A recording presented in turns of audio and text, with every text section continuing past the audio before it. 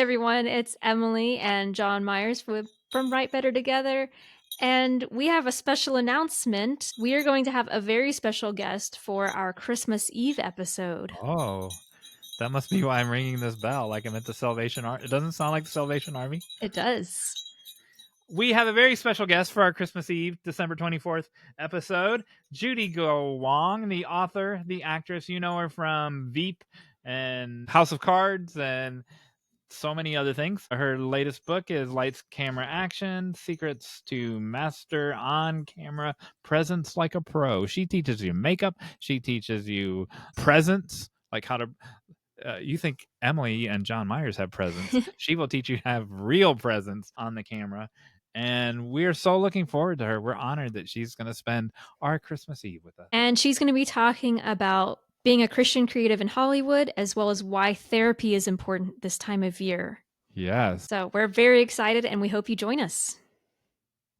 Welcome, everybody, to Write Better Together. I'm Jon Meyers. Hey, look, everybody, it's Emily plus some other person. Brooks. The unseen visitor. I don't know.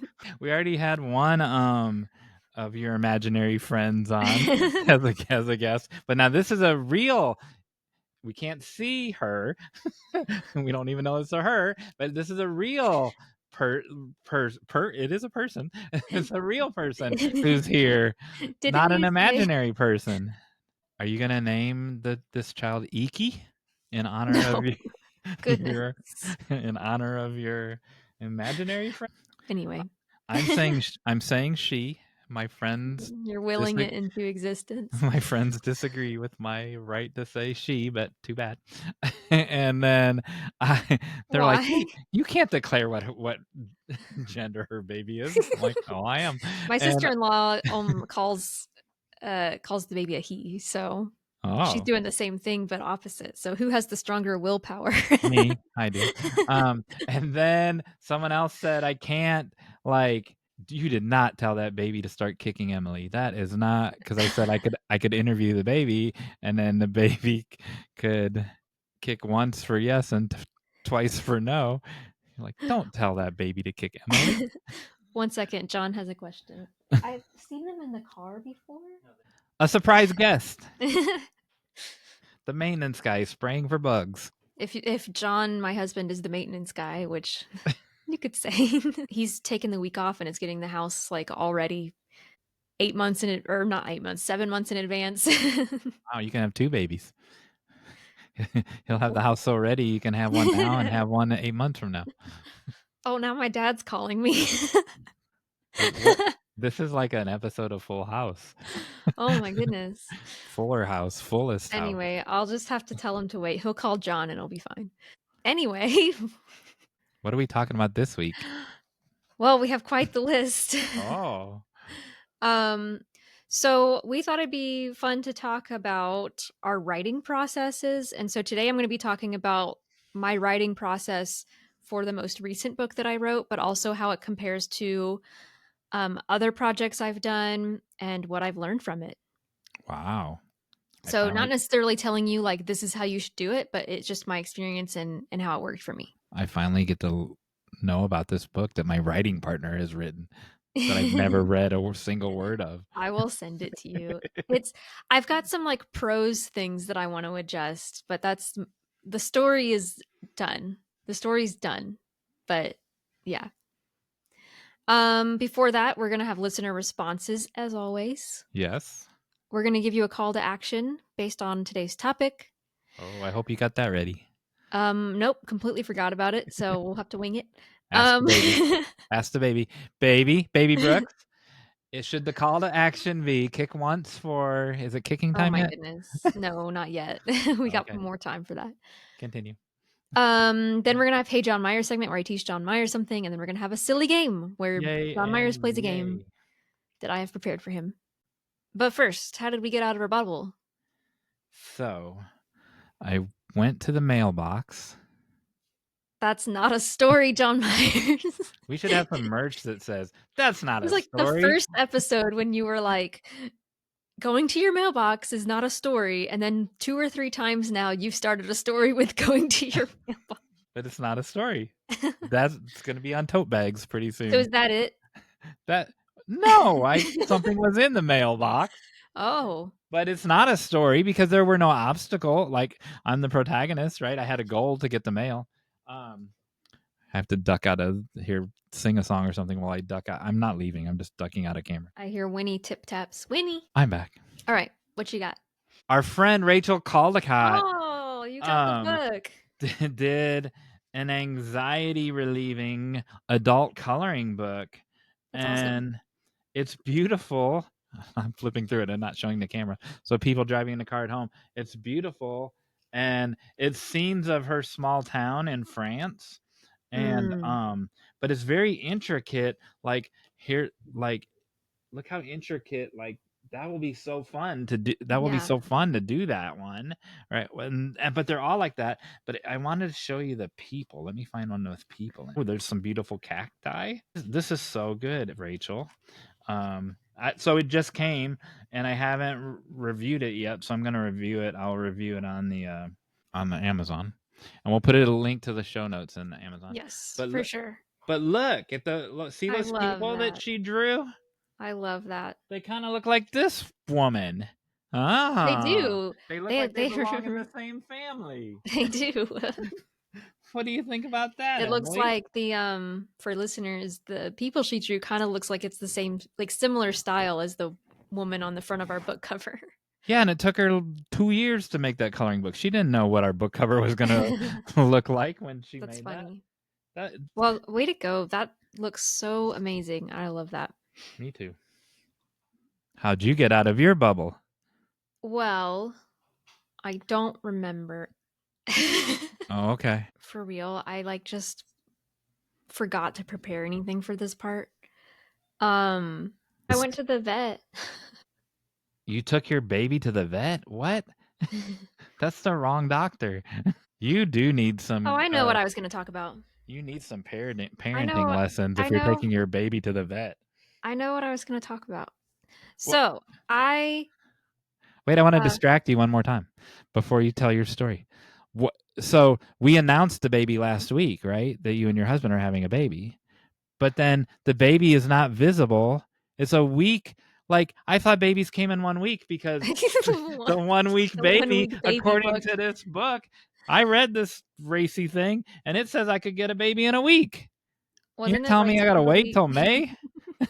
yeah. Anyway, I got out of my bubble by um so my sister and her kids don't live in a neighborhood. So they came over to our house to trick or treat in the rain, and everybody got really wet, but it was so much fun because you don't get to trick or treat when you like when you're older, and so we got to trick or treat with my sister's kids, and it was really sweet. Were you a son? Did you dress up as something? No, but it was really just I was glad to see how the neighbors were still getting into things. There was like this couple that they dressed up as Charlie Brown and Lucy, and they had the booth, The kissing booth? the kissing booth, Oh my and they goodness. had that to give out candy from their garage, and I thought that was really adorable. So like people are still getting into it and um providing this stuff for the kids, and I thought that was really sweet. Emily, it's not the kissing booth, it's the doctor is in. She's a psychologist. Oh, And I went, the kissing booth? And you're like, yeah. yeah, I just Lucy and Charlie Brown kiss all the time. What the heck? wasn't there a kissing booth at one point though? Maybe in like Archie and Betty and Veronica, but not on Charlie Brown. Sorry, I had one of those brain moments where I just like, sure, Well, I said it. And whatever. I guess sounds weird, but sure. Um, that's Snoopy all. would kiss Lucy on the nose sometimes. But I mean, Halloween was forever ago for you guys. Now you're all like in Christmas mode. It's December 10th. So you're not even thinking about Halloween anymore. Chestnuts roasting on an open fire. Getting excited listening to the Christmas music. You did a character in the last episode where you're like, "Oh, I don't know." Like, do you remember that character? Yeah. I want to hear that character say, "Why are we talking about Halloween on December 10th?" Oh, why are we talking about Halloween? Dude, does that character kind of That's sounds all. like the That's all. the That's comic all book you can guy get. on The Simpsons? A little bit. So we also have listener responses. Where shall we start? Well, I do have a video to share from Oh. Misty Butler. And after that one, I have one that ties in to what we talked about earlier. Imagine that. Oh, look at that. She had a baby since Hi last week. everyone, it's Misty with Write Better Together. And as you can see, I'm not at any exciting destination today. I'm just at my home in Southern Kentucky. This is Daisy. So recently I was looking back over some past episodes of Write Better Together, and I stumbled upon episode 6, which was about Jon Meyers and Emily Brooks' favorite advice for writers. Something I really connected with in this episode was the piece of advice they gave to set goals, which Jon Meyers calls objectives, but to set goals that you can control. And I loved that because all around me, I see people setting their 3-year, 5-year, 10-year goals. And sometimes it's things like buy a house by this age, get married by this age, have X number of kids by this age. And so much of that is out of our control. And if you carry that over into writing, even in that field, there's so much we can't control. We can do our best work, and that doesn't necessarily mean that a publisher's going to jump on it, or it might not be the publisher we want, or we might not sell the number of books we want. And especially when we're dealing with people, whether that's editors, publishers, writers, or just people we interact with on a daily basis, we can't control their perception of us. So Jon Meyers and Emily Brooks suggested to set goals that we can control, like I'm going to make this book better than the last. I'm going to enjoy this process more than I did with the first round. So what are some goals you have for your current projects? What are some goals you think you might need to adjust so they'll line up better with things that are within your control? So drop your goals or objectives in the comments at Write Better Together.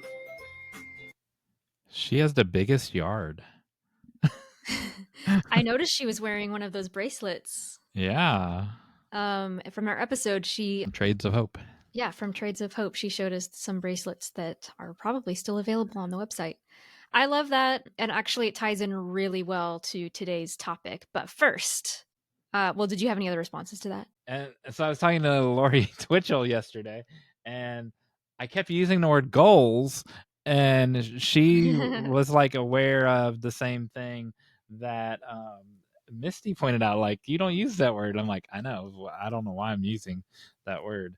And but Misty's 100% right that and that's why I don't use the word, right? Because you don't own a house yet, or you haven't had the baby yet, or whatever. You've just by setting a goal, you set yourself up for failure. But if you're working towards buying a house, then you're achieving something towards your objective every day. It's you enjoy the process. And as far as having a baby, well, you're living proof that it can happen, and this book is living proof that it can happen in only 1 week. The 1 week baby. I like that because it's about the direction you're going more than where you're ending up. It's journey before destination, which is another thing we talked about in that episode from Brandon Sanderson. So yeah, it's all about that process more than just where you end up and who you become in that process. Yes, I agree 100%. So we also have a response from Bethany Hale, who came by the Southern Festival of Books. Yes. Amongst the 4,000 million trillion other people.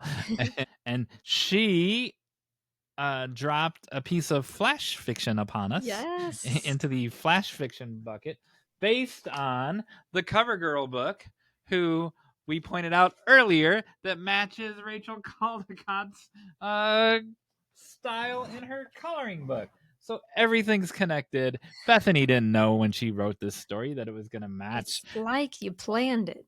Well, but I didn't even know Rachel was writing a coloring book till 3 days ago. So would you like to hear what Bethany Hale wrote about this young woman? Okay. Go ahead. In other news, we had a responder on YouTube to the Lucy V. Hay episode. I And was joking. You're gonna read it, right? I know I was going to go back to it. Okay. I was pretending like you weren't joking. And that was from the Lundra Alliance. Do we know the Lundra Alliance? I don't. I don't know the Lundra. We do now. They're friends of the show. They loved the show, and they specifically loved the Lucy episode about mental health, making mental health work for you. And Lucy V. Hey, wow, this was amazing. I relate to Lucy so much and some of the mental health things that she mentioned. This was really insightful, and that's a good final exercise too. What's the worst that can happen? Remember that her call to action? And Yep. so we need to revisit that one. And I told the Lundra Alliance the same thing. Like, well, tell us what, like, do I like that you liked that call to action. Now go do it and report back to us. Yeah. Yeah. Okay. So you insist that I read this thing from Bethany Hale. Better be good after all this delay, right? Should I hold? I should hold this up. Now that I spent 5 minutes putting it back up on the shelf. So, for listeners, first of all, I hope you know the cover of her book, but the cover of her book has an image of a woman. She is leaning on a desk and has her hand on her chin, is looking upward, and there's also a laptop on her desk. She sits and stares out the window pane, avoiding the crisp blank page on her computer screen, picturing her story unfolding on a different kind of blank canvas. Ooh, Bethany. That was good. I've done that many times. What does she win? Um, This octopus glass. yes. What kind of glass is it? I taught you last episode. I forgot the word for it. It's a highball glass. Oh, okay. But we don't drink, so we wouldn't remember that.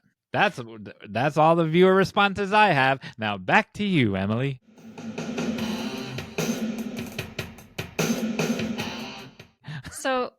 So today we're talking about my process for writing my most recent book, and what's interesting is all of those responses actually relate in some way.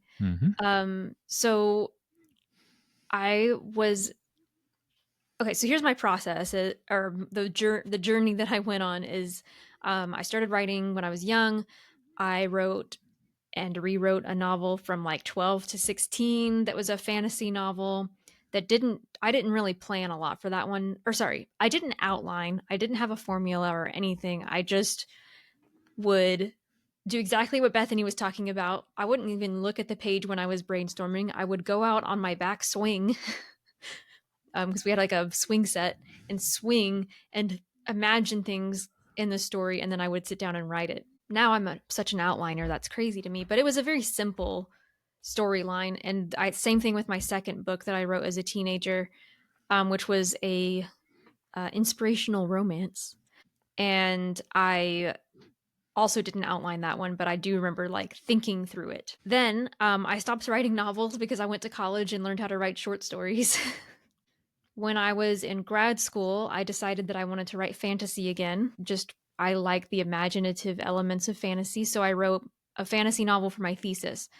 So that one took a lot of outlining, but the process was so different because I was in grad school, where it was somewhat rushed, but honestly, that was probably good for me to have those deadlines.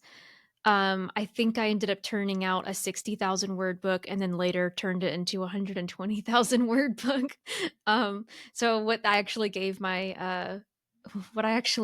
my professors was not the finished version at all, but that's fine. So the one that's in the archive is the 60,000?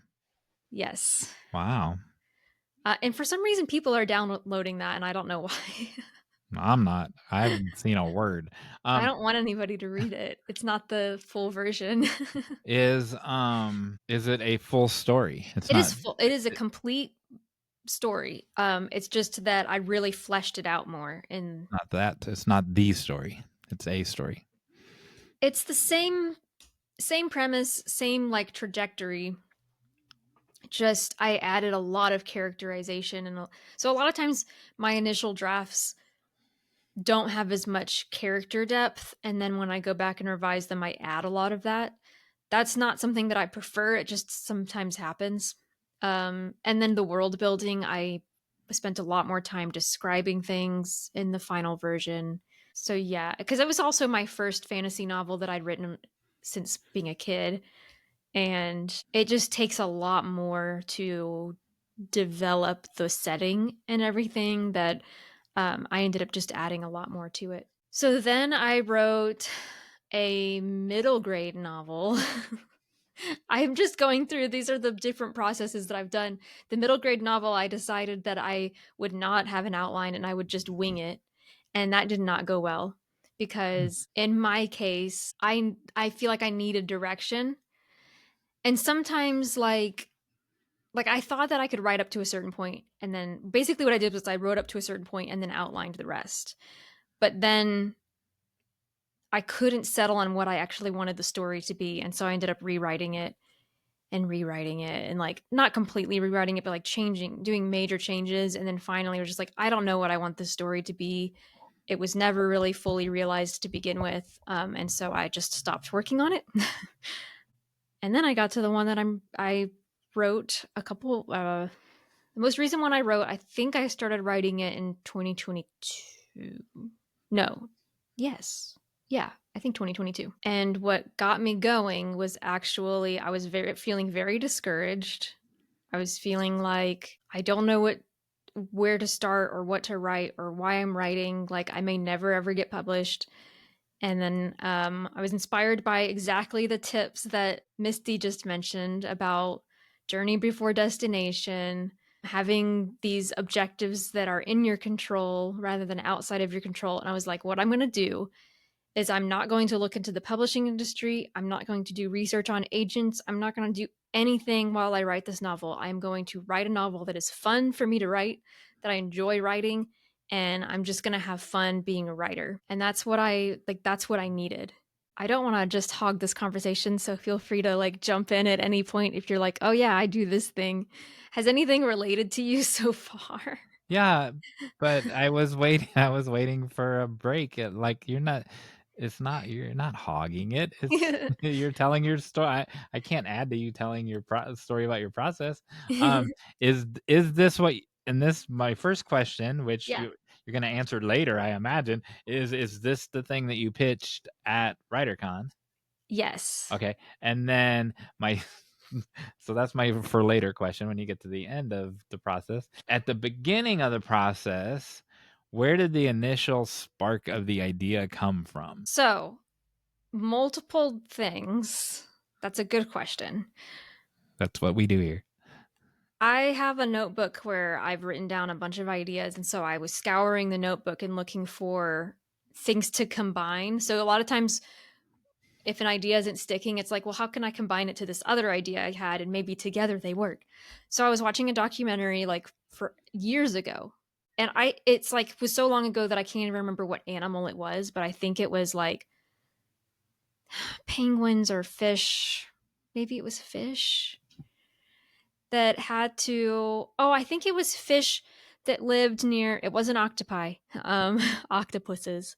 um I think it was these creatures, whether they were fish or crabs or something, that, no, it wasn't a deer, that had to basically risk their lives every day just to get food because Oh, they lived near those hot spots in the ocean that mm-hmm. like it gets really really hot, and so to get their food they had to like risk those really high temperatures. I think that's what it was. But I like to take things from nature and apply it to like, well, what if humans had to do that? So I thought, what if humans had to risk their lives to get food? Obviously this is something that prehistorically like people had to do. But like, what if I took that to the extreme? And then there are a few things that combined here. The other thing was I was watching the Mission Impossible series with my husband, and I liked the adventurous aspect of that and like the characters solving complex problems. And so it's like, okay, I kind of like taking that pacing a bit into a story. And then the third one was one of my favorite movies as a kid was Balto. Have you seen Balto, Jon Meyers? The short. No, the cartoon. I know, but it's a short, right? It's not a full film, or am I talking about It's a something different? it's a full length cartoon about the sleigh dogs. No, I have not seen this. Okay, so this was my favorite movie as a kid, and it holds up. Like, I've watched it multiple times as an adult. I love it. I believe it's Universal Studios, and it's the story of a wolf slash husky dog. He's like both. He's like a hybrid. Nobody wanted him. He was an outcast. He wasn't quite a wolf. He wasn't quite a snow dog. And but this town, everybody in the town starts getting sick, especially the children. And they have to, because they're in Alaska and there's this tiny, tiny part of Alaska, they have to send people on their sleigh dogs, like on their, with their sleigh dogs on their sleds to go fetch medicine for the kids. And it's based off of a true story. And because like the trains are shut down, the boats are shut down, all this stuff because of a weather, super like winter storm. And Balto ends up being the one who leads the sleigh and helps save the children. And what I loved about that was the high stakes of like survival, and then the adventure of like the fetch adventure of like we have to go get this thing and bring it back. So I took all of those things and was like, okay, I want survival elements, I want adventure, I want high stakes, I want suspense, I want characters solving problems. And so the story became I didn't want to do the same thing as Balto in the frosty environment, which I almost did. I decided to go tropical. So they're on an island, and the food that they rely on is in the ocean, surrounded by these fantastical sharks. So it's a fantasy novel. And the only way that they can survive is if they are continually hunting these fish. Okay, so I'm not going to. now I Yeah, will go ahead. interrupt. So your step one was very intentional, where you like, I took this element from here, this element from here, this element from here, and as opposed to someone who's like saw something when you first said that you like to see things in nature and then apply them to humans.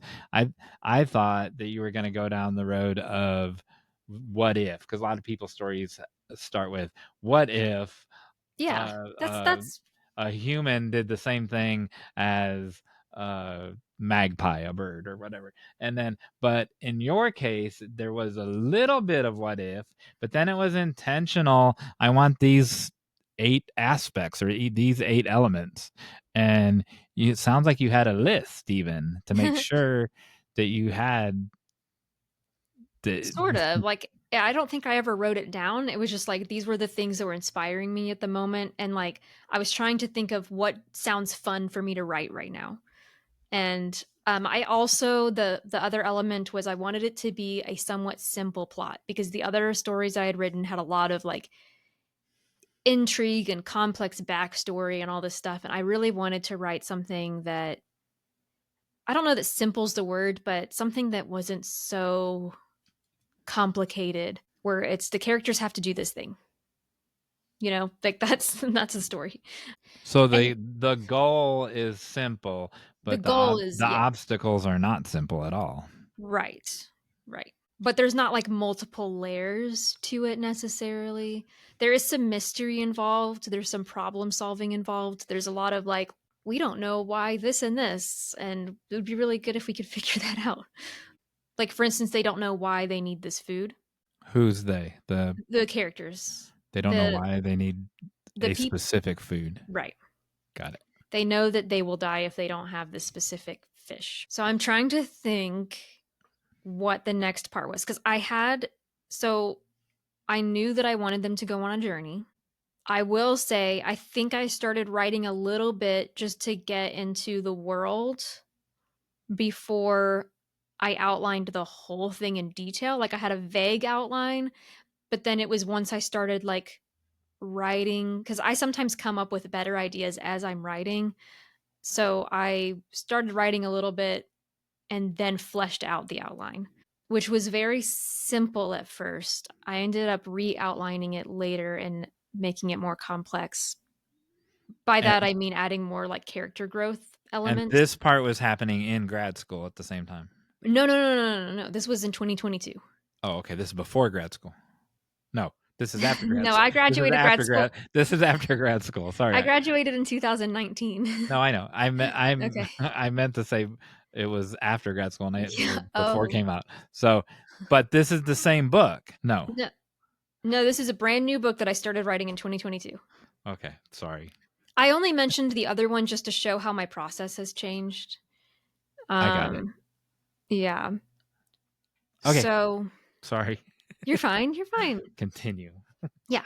So this was a long enough ago that I'm trying to remember my outline process. I think what I tried to do was I looked at so I learned about like formulas and stuff in college, like in screenwriting class, but I tend to not settle on just one. I tend to kind of like look at what are the elements that I want to have in the story that work best for the story and what are like the things that my characters need to accomplish. But I also knew that as an adventure story, the middle was going to be who knows. I think I could have actually outlined the middle more in retrospect because the middle I kind of just left with like they cross the ocean and adventures ensue. They might run into these things and encounter these problems, but I hadn't like fully fleshed that out. Because So again, sometimes, when you say the yeah. middle, do you mean the midpoint or the middle of what the midpoint would be in the middle of Act 2? But do you mean all of the middle of Act 2 or the specific midpoint that you should have fleshed out more? So mostly Act Two, because like the characters would have already like they've taken on their calling, they've taken on the mission, they've decided to set out, and then everything that happens after that until the ending, I was like, I don't know. I knew there would be like some sea monsters or something, but I knew that my best ideas often come when I'm writing, so I didn't want to flesh it out too much. Other people would probably feel differently. I kind of, again, in retrospect, wish I ended up writing some chapters that were exploratory, and then I had to just choose which direction for them to go. And so, Were you stuck, or you were fiddling around? I Or was were you fiddling stuck? around, Okay. or like I would wrote the chapters, and then it was later that I was like, I don't think these are really not necessary. Let's focus on this thing instead. Basically, this has gone through a lot of revisions, so I'm talking about the beginning process, but like later I went in and really like, okay, each chapter needs to have this focus on this character and what they're learning, and the first draft didn't really have that, because I'm more exploratory in my first drafts. Now I've outlined differently. I like to look at how are the characters growing in each draft, but that initial in that story I wasn't doing that as much as I now would have done, if that makes sense. Yep. Because there are five main characters that go on this journey, and I did not know who they were or what their deal was until I was writing them. And nowadays, That I does would not sound like you at all. definitely, I mean, I knew vaguely. I put like, here's their main problem, here's their main problem. Like I did it kind of vaguely, but now I go into much more detail. And in my other revisions of the book, I went into much more detail, and I have each of them has a character arc. I try to show their personalities more through their dialogue. But that first draft, I was just writing for fun and just exploring. So, So I'm going to throw a compliment yeah. in here for you. So you're saying all of this as if you're on the other side of your 35th novel, and like here was part of the process, but this just started in 2022. We're Yeah. recording this in November of 2024. Look at how much you've grown in 2 years or less than 2 years. That's remarkable. And there are people watching this who have not grown that much in 2 years. So I want you to address them. And and because they need a pep talk, because they're like, whoa, look at all she's done in 2 years.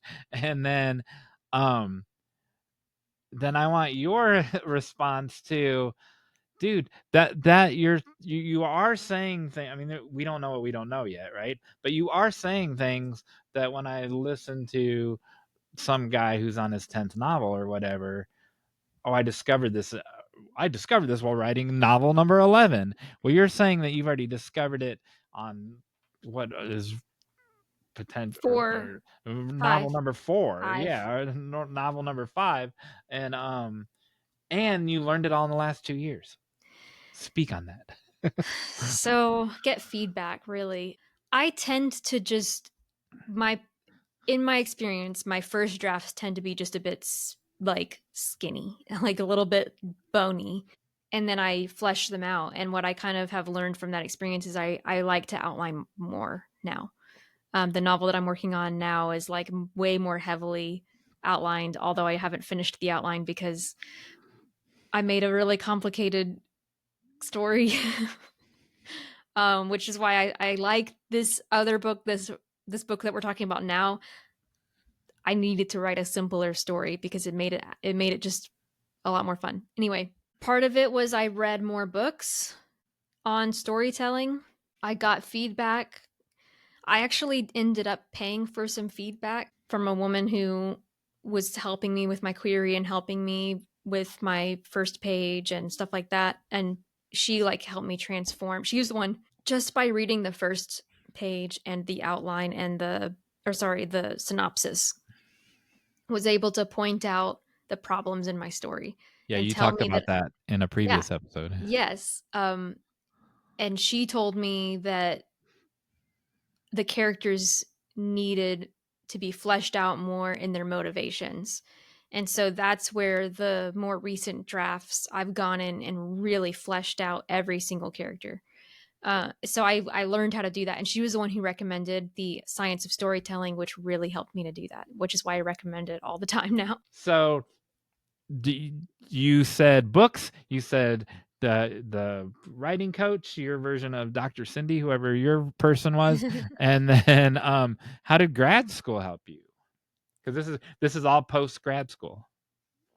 So because grad school was the first time where I had written a novel since being a teenager, like that was a big part of like gaining the confidence that I could write a novel, especially like writing a novel when you're also super busy.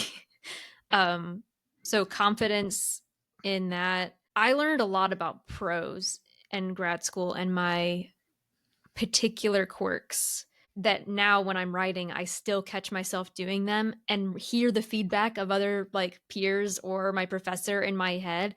And then I fix it because I'm like, oh yeah, they said this. So there's a lot of feedback that I got that I still apply regularly. So that's what. So I didn't want to interrupt, but so I was going to Yeah, say, go for it. I imagine that grad school taught you how to assimilate feedback into your work, because it's a giant Definitely. 2-year feedback loop. Absolutely. Yeah. And knowing what to take and what not to take and going with your gut and then like yeah. Yeah. Okay, Was there anything you continue. wanted to add to that? No, continue. And you met me. There you go. Yeah, for sure. um, where was I? So kind of had a rough outline, started writing. I think I actually wrote the book in 3 months, which is like pretty good for me because I set That's myself good for anybody. I That's actually amazing. set myself word count goals every day, which was also partly why it wasn't as fleshed out because I've noticed that when I set word count goals, I will get that thing written, but it's not quite as like the prose is a little weak. The I'm just like getting the story out. And sometimes that's because, and I said this in a previous episode, the Shannon Hale the Shannon Hale quote about throwing sand in a sandbox to turn into castles. It's like I kind of was just like, I'm throwing sand in a sandbox and I want to have the story out so that I can revise it and make it better. Some people don't do that. I'm actually curious about your process that they will work on this chapter will be perfect before I move to the next chapter and the prose will be perfect and it'll do exactly what I wanted it to do.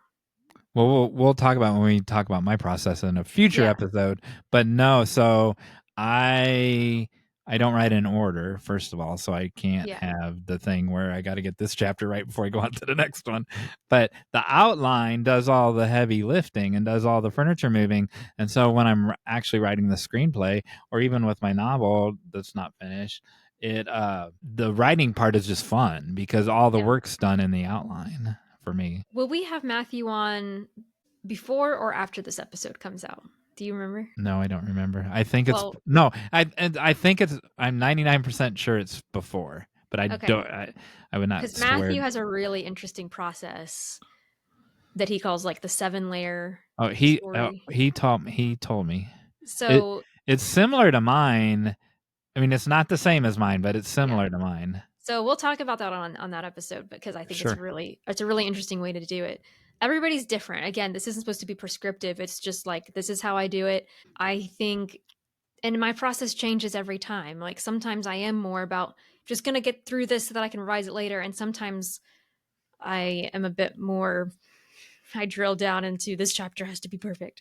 But So it's in the helpful for me to just move through it because that keeps my momentum up to just get the story done. Because I'm sorry, I'm not trying to interrupt you, but with the most recent novel that I wrote, and I can get more into this later, the most recent novel that I've been working on, actually, I had a major momentum going up.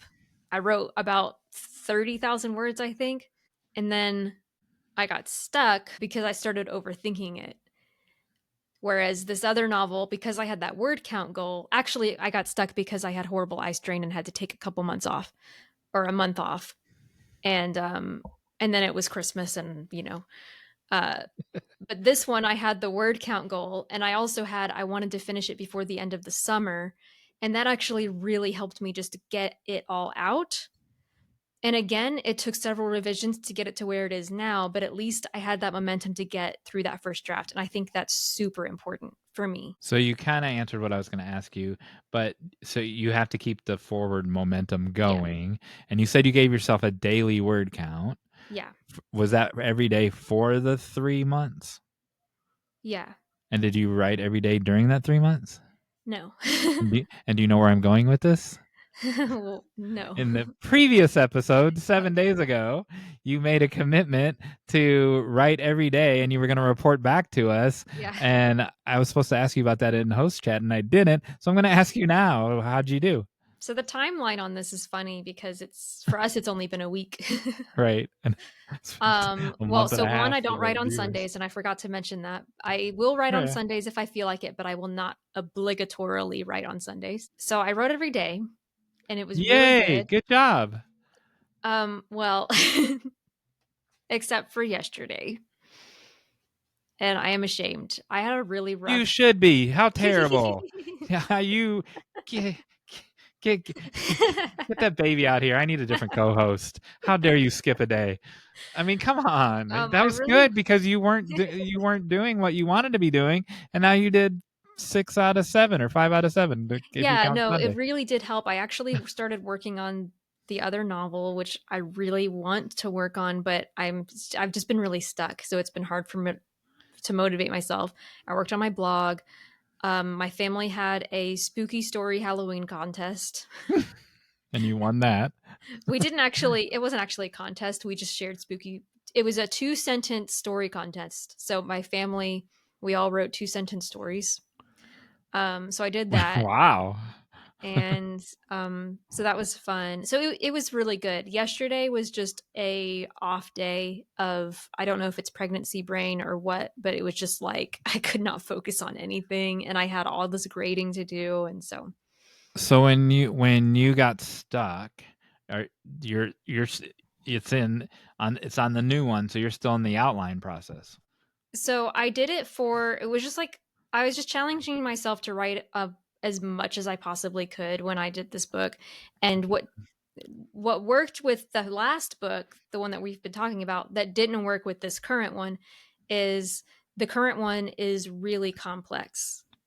And I wrote an outline, but I didn't write it in detail once it got past a certain point because I didn't know exactly how it was going to work.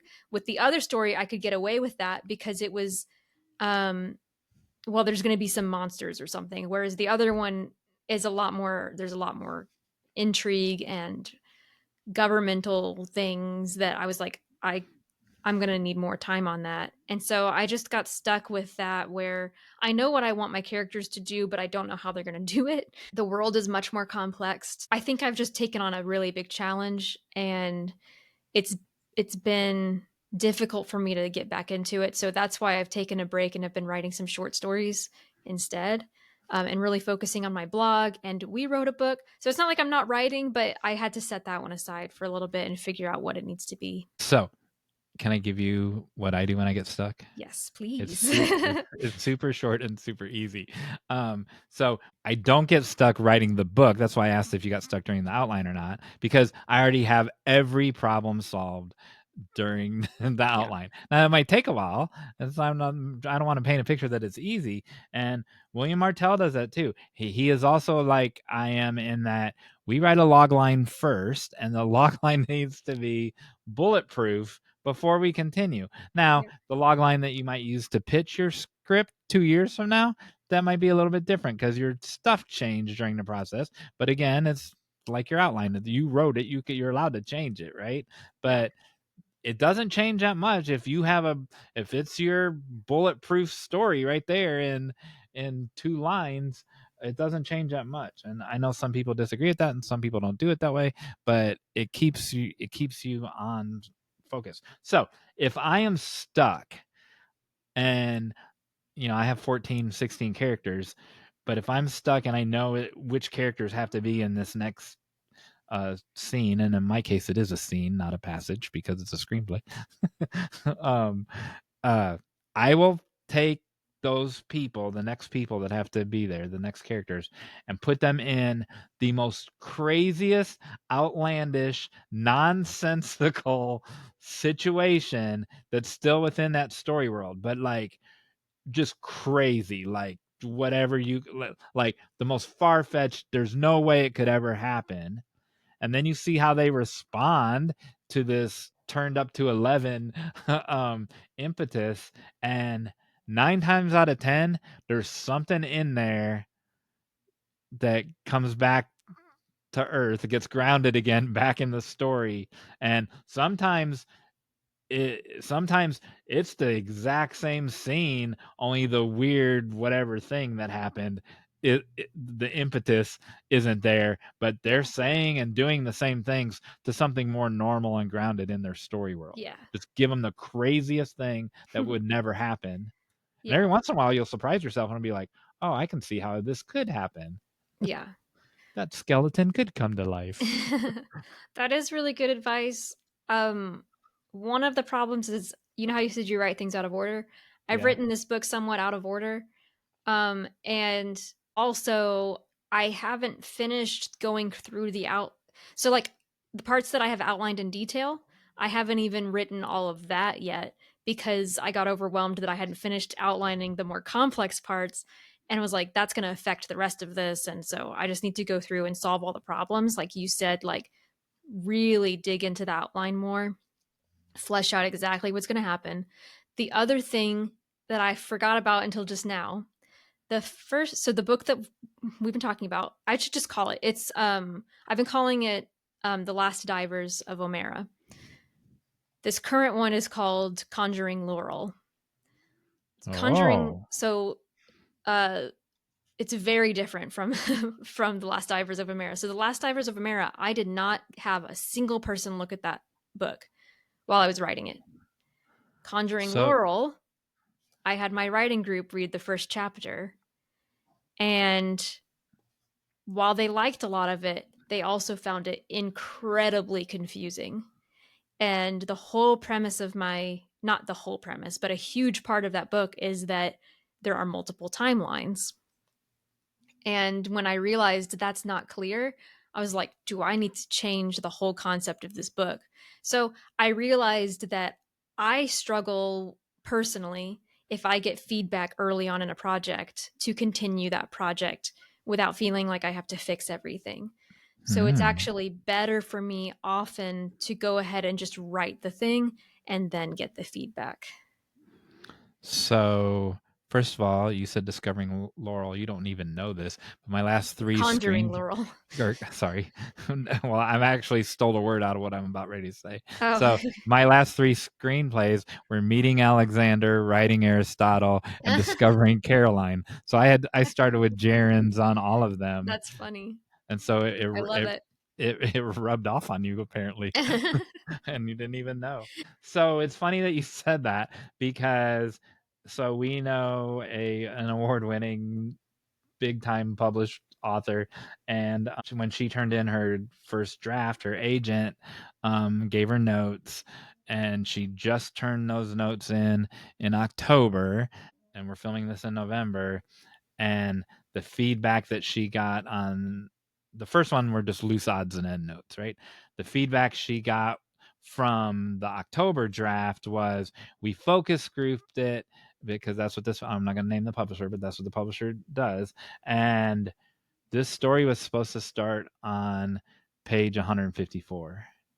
And we want everything from 0 to 154 to be flashbacks. Oh my Same goodness. story, and we're not telling you to cut any of it out, but you didn't tell the story in the right way, Oh my goodness. according to the focus groups, right? And so she's now doing that, but that's going to take a long time, Yeah. because if you remember when Bob Sines talked about the story spine, right? It's going to totally change the spine of the story, Yeah. even though it's the same story and all the passages are still the same. It's not just like taking the jigsaw puzzle and putting it together in a different way. It's Yeah. not. I can't even imagine. Her point was, and there are times when, hey, if I would have just done this on my own, maybe I don't want this feedback, right? Because Yeah. now I'm like, is this going to take me a year? And my publisher is already, where's your book? It was due a year ago, and now it's going to take another year. There are Yeah. disadvantages to having a big publisher.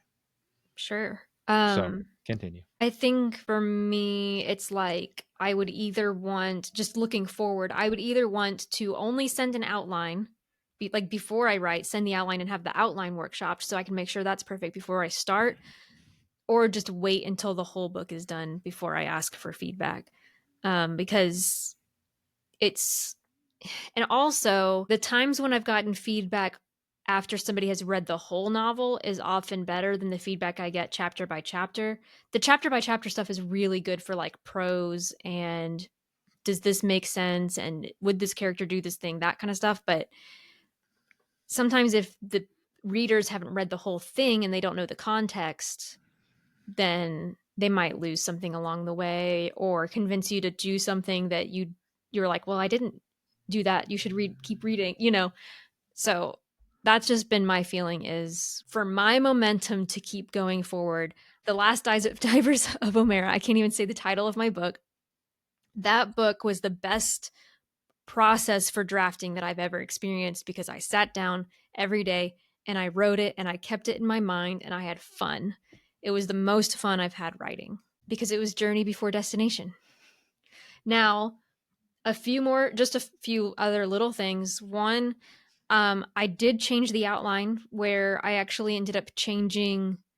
I thought I knew how a mystery was going to be solved, and then I changed it because I am an outliner, but I also discover a lot while I write that is better than my outline. I don't know, writing unlocks a different level of creativity than outlining does, and so I came up with better ideas and I went for them. And then the other thing that we've already kind of talked about this, but I'm in like draft 6, and so it's still like it took a lot of development, and it's also grown. I think it was 60,000 words and now it's 90. So I fleshed it out quite a bit. I've taken a lot of feedback. Some people have read it more than once. So that's where I'm at with that. The most fun that I've had working on a book. Can I ask my final question about the Yes. book? Yes. So I'm glad again, it was divinely orchestrated that you wound up on the word count, because that's what I wanted to ask you. So the last one was 60,000. It turned into 120,000. This one was 60,000. Has now grown to 90,000. It's not done yet. Do you have a target?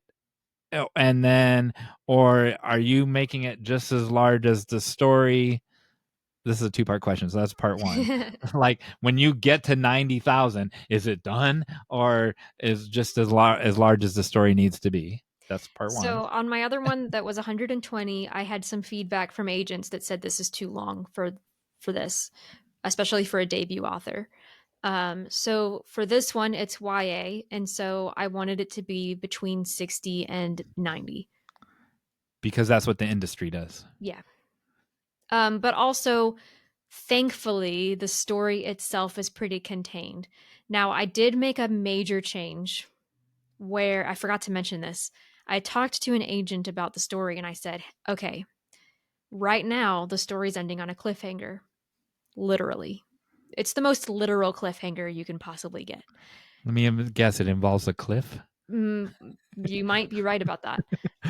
And she said, you know what?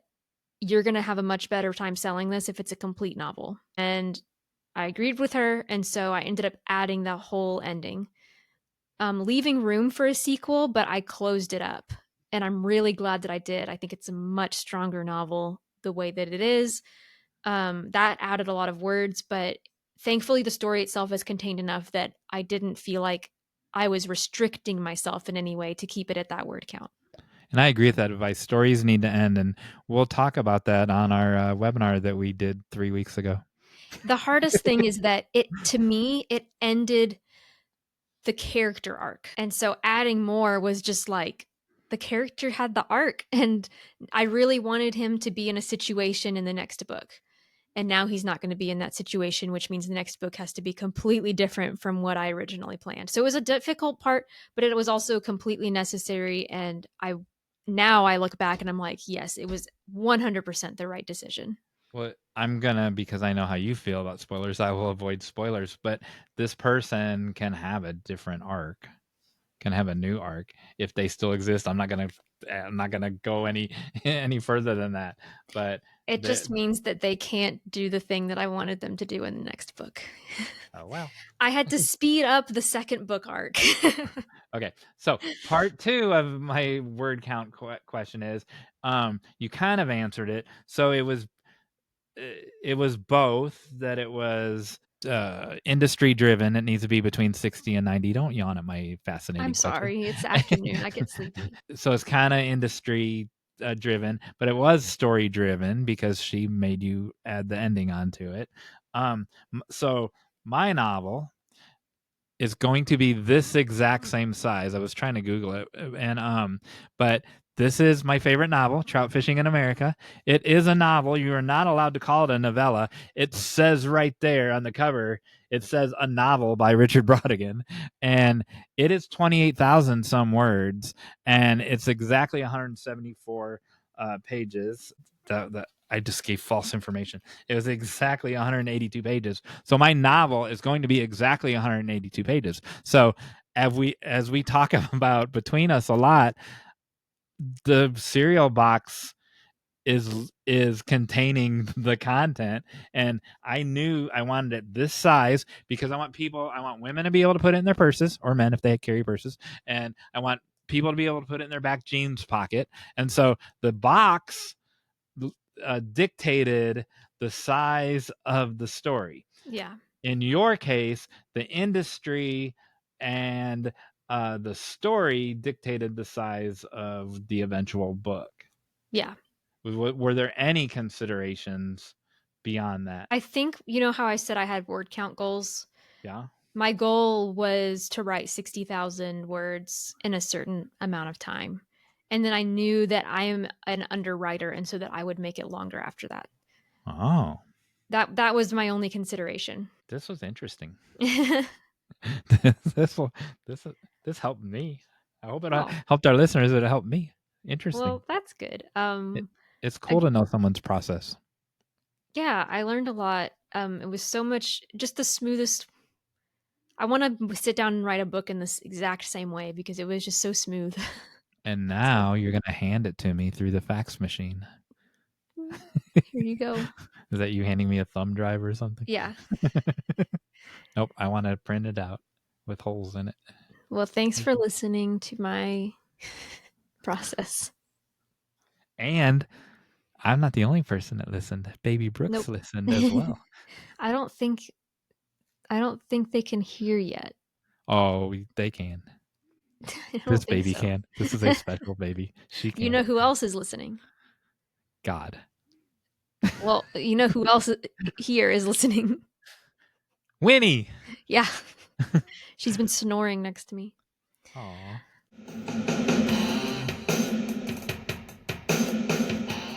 Hey, Jon Meyers. Yes. It's that time, isn't it? Am I Yeah, skipping something? sure. No, I don't know. So people are thinking, they're not thinking about Halloween, they're thinking about Christmas. Yes. They're So, dashing through the snow. yes. And what are they dashing through the snow? Well, no, that doesn't work. To grandma's house. What animal is strongly associated with the season? We've talked about turkeys, not bears. With Christmas? Yeah. The Christmas goose. No. Dang. I mean, you're not wrong, but I'm ready for in Christmas in goose, man. decorations, in And it's an songs, animal. A in turtle dove. movies. No, we've talked about doves though in a previous episode. It's not a goose. It's not a dove. Reindeer. Yes. Do you know anything about reindeer? We are not the #1 writing podcast for reindeer experts. We're the #1 podcast for bird It's lovers. actually funny to me how many animals Show up on this podcast. yeah, I think animal facts are really interesting, and that's what I Can came we? across. How do we know if these are reindeer? I'm holding up the book, the Lauren's book again. Those look like white-tailed deer. Look how little they are. They look like Little babies. hamsters. So Reindeer. do you want to learn about reindeer? You don't know Do I ever? you don't know anything about reindeer? No, I know. I've seen a real reindeers. So this is kind of similar to my turkey one where I'm just going to spout off some interesting facts about reindeer because I think it's really interesting. They're actually so unique because they're deer, like they're of the deer species, but they do and have a lot of things that are not deer-like. Yeah, they can fly. Exactly. Like already they've won. So first of all, They won. That was funny. the idea, so obviously like Santa has the reindeer pull his sled. Well, have you seen Frozen 2? I think so. So in Frozen 2, there are reindeer / caribou who lead a sled because they are Frozen 2 is about the Sami people, the like native people of that area, and they actually do historically like they do use reindeer to pull sleds, which I think is pretty cool. They are the only deer species in which male and females can grow antlers. Normally here, if you see a deer with antlers, it's a buck. I think I knew that, and they're kind of fuzzy. The antlers are kind of fuzzy. They're so fuzzy. I always wanted to pet one. I think I have. I've seen a reindeer up close. You know what else I've always wanted to pet on a reindeer? Well, I think there's a reindeer farm between you and me somewhere. Really? I think so. Oh, man. So there's another part of a reindeer that I've always wanted to pet, and that is their nose. Have you ever pet a horse nose? Yes. It's like soft. Yes. So same thing with the reindeer nose. It's extremely furry to prevent frost from collecting on it. But here's the coolest part about their nose. Yes. Because when you pet it, it turns red. It lights up red. Yeah, how did you know? So because they're like in such cold climates, you know how when we breathe, you can see our breath? Yes. And did you ever watch the Polar Express? Yes. You know that scene with all the caribou and their breath? And I was always like, that looks so realistic that they have their breath coming out and everything. It's not realistic. It's not realistic. You can't see their breath because they're so good at retaining moisture within them and to keep warm that they don't expel any moisture the way that we do because it's like a mechanism that keeps them warm. So it's inaccurate to show reindeer with foggy breath. You have exposed Tom Hanks for the fake news purveyor. America's sweetheart, Tom Hanks. Aww. Is there something special about their hair? I think there's something special about their hair. Is there? What do you know about their hair? I don't know. I'd like they can swim or something because their hair is hollow. Is that a thing? Or am I making that up? Oh, I think isn't that bears? Don't bears or sorry, polar bears have like Well, that might be true too, but there are deer that's true for, but now that since you didn't go, yes, as a matter of fact, that is true. It might have been a different kind of deer and not a reindeer. I'm reindeer fur is hollow. Ding, ding, ding. What do I win? You win something. I win a reindeer. You win my free book. Oh, cool. They can have an incredible 2,000 hairs per square inch, consisting of dense woolly undercoat and long hollow guard hairs. Yeah, so they can float. I don't know how I knew that, but that's the one thing I knew about reindeer besides their red nose. That's amazing. So they're more fascinating than I even knew. But here's another really, really cool thing. Yes. Their eyes change color. I didn't know that. When the days get really dark and cold, because like in their climate, like the days get really, really short and it gets dark.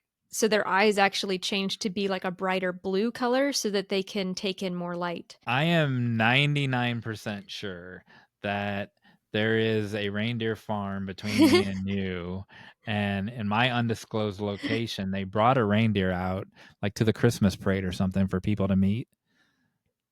That's happened to me. I just don't remember if it was here or not. I would love to see a reindeer. I'm pretty sure that's my true. fact for today. Cool. No Facts. birds. No birds involved. No birds. What does Whitney say? Whitney. What does Winnie say about that? She just shivered. I think she's cold. She heard about you talking about the cold. She needs more reindeer fur. All right. Cool. Well, everybody, thank you so much for listening to us. And before we move on to our silly game, we ask that you write us a review and give us a star rating because that helps other people find us. We just really appreciate you all listening. And also be sure to subscribe if you haven't already so that you can learn more about different animals, apparently. The Animal Podcast. I had something funny to say during the Ring the Bell, but I can't read my notes on this one. Oh, no. So I can't remember. Listeners, tune in next time for when Emily's telling you how to follow and like us, and I'll have something funny to say. I can't remember what it was. And I want to reiterate what Emily closed that with. I want to say every episode how much I appreciate because you can use your time in any way, and you use it with us. And I'll leave it at that. Thank you. Yeah, it means a lot. All right, here we go. Last thing of the day is the final act. And you will be playing for. Wait, is this how I do it? The order? Yeah, but you didn't prepare me for this, so. You will be playing for. You can do this. This mug that says you can do this. I can. I read our book. My best friend gave to me while I was in grad school. All right, Jon Meyers, think of a topic. I said, do I need to prepare? I know, I 2 forgot. hours ago. I forgot to tell you. And you did. I'm like, can I please prepare ahead of time? All right, I have a topic. I had a feeling you would. I am ready. Because you knew I was going to do this, right? I was hoping you were going to do this. But like, can I tell you what? Well, go ahead and tell the people what we're doing. Okay. So the game is...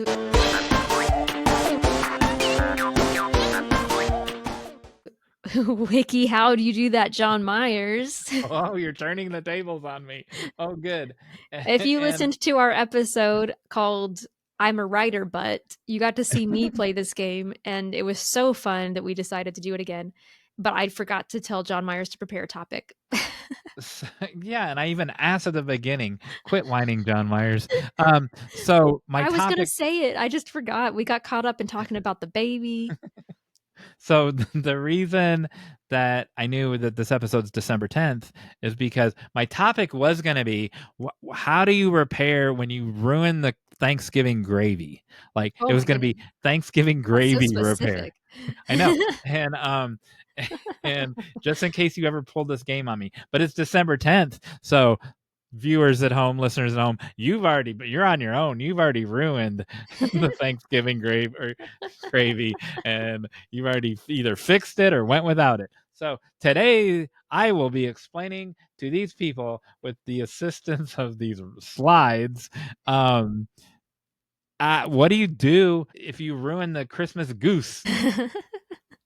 Oh my Here we goodness. go. Have you cooked a Christmas goose before? I've been involved in the cooking. I'm not plucking it like in a movie, but I've had goose on Christmas, and I've had a significant other and I helped, but I was the vice president. I was not president in charge of the Christmas goose and a I've duck never and a eaten turkey. a goose. Okay. Um, It's we good. always do a turkey. I've never even known anybody to do a goose. So, real quick, in my family, I grew up with, in Thanksgiving, you had to have 3 meats: turkey, ham, and a third meat. It could be steak, could be meatballs, it could be lasagna that counted as a meat. And I didn't even care for, I mean, I'll eat ham, but I don't care for ham. I would not buy a ham. And so I've carried that into my adult life because that's what I grew up with, 3 meats. Well, now that has kind of stretched to Christmas as well. So I have to have 3 meats at Christmas as well because I'm from Chicago and we're meat lovers. And so I've had turkey, goose, duck all in the same thing. All right. Was it a turducken though? I had turducken as well, and but that's a chicken. That's not a goose. Yeah. That did not involve the goose. Alrighty, here we go. So what Jon Meyers is going to do, and I'm sorry for listeners, this is going to be hard to get, but we'll try to explain it. I'm going to be showing him slides from Wiki-How from a existing presentation, but he's going to be using it for his presentation, and he has to utilize the pictures. So first you're going to have to explain to the listeners what you're looking at, and then continue your presentation. So there are 7 slides. You just apologize for it being so hard. You did a great job. And the last time we played this, the first 2 you forgot to describe. Yeah, I did. But once you did it, you do a better job than I do at describing the things. But I will try. I can describe it if you want. You're good at, like, when I hold up a book, you're good at describing it, and then Okay. you describe it, and then I'll tell you how that's repairing the Christmas goose. Okay, perfect. And then how many do I got to get right to win the mug? You didn't last time. What was it last time? You just said do the presentation. Oh, I know what it was. It was, we can't have an episode of Emily Presents a Game without the rules changing in the middle of it. Yeah, it was, you had to talk through all of them. You had to say a couple sentences through all of them. And then at the end, if I guess what the real That's what it was. You got an thing extra is, prize. it got a second prize. That's what it was. Okay. Real goose. Those are the rules then. Okay, there you go. Let's go. I'm ready. Christmas goose. Oh my gosh, it has a title. Oh, it has a second title. A presentation by Jon Meyers. Oh. The first one. Yes. Well, here's the thing. I kind of want you to say it because then you can interpret what's going on. Yeah, so yeah, you're right. Because I actually thought, thank goodness that she has to describe this because I don't know what this guy. So there's a guy handing a woman something that looks like a pickle. And in his hand, he has an envelope. So he's carrying around an envelope full of pickles. And she has a baby. And so, okay, that's my description of it. You don't really think it's a pickle, do you? Yeah. What is it? I think it's money.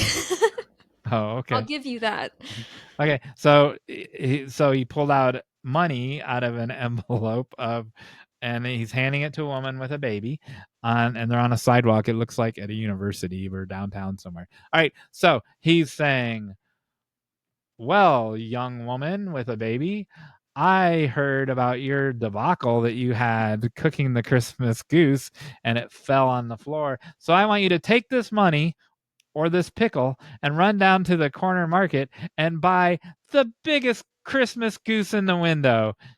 Of course, she ruined the Christmas goose yesterday. So this is the day after. So it'll be half price because it's the day after Christmas.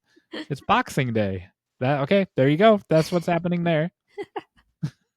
Oh my goodness. Are these all the same presentation? You asked me the same thing. Yeah, they're all the same Okay. presentation. So this is a picture of a person climbing up the side of a mountain with ropes, making sure that this person doesn't fall. For some reason, this person has rock climbing shoes, but no socks on. So the woman with the baby in the previous scenario said, I got a baby on my lap. I'm very comfortable here. I am not going to go to the corner store that's at the top of Mount Vesuvius or whatever. One of the mountains in the background is apparently a volcano because there's steam coming out of it. Maybe that's where they cooked the geese, in the volcano. And so she sent a passerby and said, here, you take this pickle up to the top of the mountain and trade it for magic beans. No, trade it for a goose, because there's a goose at the top of the mountain, like in Jack and the Beanstalk. Of course. All roads lead to Jack and the Beanstalk. So this is That's Jack. amazing. Oh So my this is Jack gosh. climbing up the mountain with To the get the golden goose. to get the golden goose. Boy, is that mom going to be surprised when he comes back down. Oh, I Next love that so much. slide. Oh my goodness. Collection of nonfiction stories. So there's a woman with red hair, and she's reading collection of nonfiction stories by and the book title is on the back cover. so it's written in Hebrew, where you read from back to front and you read from left to right. So we know a little bit something about this woman. And then we have a painter. Oh my gosh, once upon a time I was a painter. I'm gonna cry. And this painter is painting a death moth. and Jack is not up there. So okay, so these are the centurions that are meant to protect the giant's golden goose. and uh and they're not paying attention. They're like the woman is reading the book and not paying attention. The guy is painting his death moth and not paying attention. Jack's gonna have an easy way to go from here. Awesome. Next slide. Oh, this woman is imagining having the hard conversation with I don't know, with a maybe it's a teacher and a student, but there's a woman on the right and a woman on the left, and the woman on the right looks a little bit older than the woman on the left, and she the woman on the right is imagining herself or envisioning herself or planning herself scolding the young woman on the left. And I am imagining that this woman is saying, you do not let that boy that's climbing up the side of the mountain anywhere near that golden goose, or heads will roll. Next slide, please. Thank you. Oh, woe is me. We are now in Paris for some reason. And there's a women jogger in Paris being chased by a green check mark. And apparently they have bugs that look like, I don't know, punctuation in Paris. And this is the B story. and then Oh. and and then there's a woman to the left of her in a what I'm going to call a thought bubble, and she has either a hangover or a headache. Well, her nose is red, so she probably, I don't want to say the bad word, so she doesn't have the bad word, but she has a very bad cold, so much so that she is imagining a red letter X. How many more slides do I got to tie a bow on this thing? I don't remember. How many have we done? Don't know. Next. Do you want me to here? I can open it in another tab and see how many you have left. As Emily opens in another tab, You I have will. 2 left. All right. Jack is approaching the mountain, which you cannot, or the volcano or whatever it was that you cannot see. And now we are Can you read the titles on those books for me, please? Math, Spanish, English, biology. All right, so there's a different woman playing patty cake with a dog, and what does it say on the computer screen? I can't see that Working either. on updates 20% complete. Don't turn off your computer. Oh no. So this woman heard that Jack was coming up the hill, or coming up was Kate Bush running up the hill, and the Jack was climbing up the hill or the volcano, and she was going to print out the recipe of, because he's only the woman that wrecked the goose. That was a store-bought goose, and now that he's going to get the giant's goose that goes, he's gonna have to slaughter that goose, and he doesn't know how to do that. So this woman and her helpful dog friend was going to help Jack slaughter the goose that laid the golden egg, so she went to download the slaughtering instructions, and lo and behold, Microsoft Windows had to update, and now they won't know how to slaughter the goose. Now I'm going to tie a bow on this with the final slide. Oh my goodness. Look at that. It's goose slaw. To the left is a bowl of slaw. It looks like it has strawberries and cabbage and chunks of goose in it. And the woman, there's two women. One is lifting weights and working out, because she's already had her fill of goose slaw, and so she's got to work off those calories. And then the woman above the workout woman is sleeping peacefully and soundly, because she's the one that had to slaughter the goose. So it didn't matter that the instructions couldn't be downloaded, because she slaughtered the goose. And in the next slide, which you won't see, Jack gets to the top. He gets to take the leftover goose slaw down. The centurions they're still doing what they were doing, so they're not going to stop him. He's going to climb down with the goose slaw, climb back down the mountain, give it to the mom with the baby, and hopefully she'll she'll engage in reciprocity and repay with gratefulness this good deed, and give him his pickle back. The end. How'd I do? Well, it was very entertaining. I think I explained what to do. I don't think I learned how to save the Christmas goose. Well, you then, if you weren't paying attention to my fascinating story, I told you exactly. So this Christmas, you better not burn the goose or drop the goose on the floor or put the goose accidentally in the garbage disposal, because you were not paying attention, and you will not know how to replace that goose because you were not paying attention. So I think this is really fascinating, because if you go back and listen to mine, I used the slides, but I like presented my points using the slides. You decided that each slide was part of a story, and we've talked about how to you everything is a story, and you told a story instead of presenting how to save the goose. I told a story of what you should do. There was a moral of the story: is this is what you should do if you ruin the goose. Now, it's funny that you mentioned that, because there are two different kinds of Wiki-Hows. And you did the one kind, the step by step one, that says, here's the 6 steps to write a paper, or here's the 6 steps on how to cook the Christmas goose, or whatever. And you chose that one. The other kind, not there isn't a storytelling kind like I did, but the other kind is, there are 8 healthy habits that you can enjoy to help your mental health, and it'll be just 8 illustrations of those 8 habits. And so they don't lead from step 1 to step 2 to step 3. So I could have gone with Here are the 7 ways that you can replace your goose.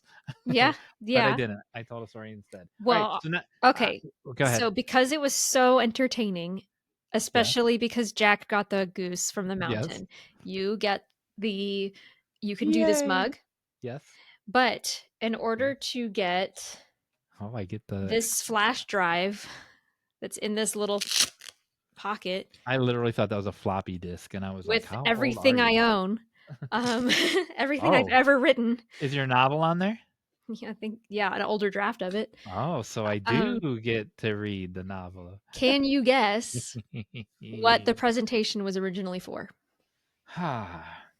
Yeah, so it was really for what to do if you mess up the Christmas duck. No, 7 acts of no. I will say I left out some slides because I kept it at 7, but I think there were like 10 or 11 of them. Yeah, and mine I did the same. But I used the ones that illustrated it, the real thing the most. I didn't try to throw you off. So I would say that this would be like 7 healthy lifestyle habits or whatever. But the first one is the one throwing me off, where he's handing a pickle, which you call money, to the woman with the baby. So I'm gonna say it's healthy habits to make your life more fulfilling. You're so close. It's How to Be a Better Person, a guide to self-improvement. Oh, well, I was close. I do You're win the you were flash you drive. were very I think that's close enough. Here, So here's the flash drive. let me call my agent. I have these 4 novels. I will have them to you by the morning. You know it's sad? One of them is Lots gone. of things are My sad. first novel. I only have a print version of it. And it's an older version because I revised it after that. Anyway, You know you can scan that, right? And it'll go into your computer. I should I should do that. That Well, happened to that happened to an early screenplay with mine, but I found it on an old thumb drive, and I it really should do worked. that for sure. All right. Well, guess what, Golden Goose? We couldn't have done it with come on. Pros. We couldn't have We done couldn't it have done it without you. without you. Goodness.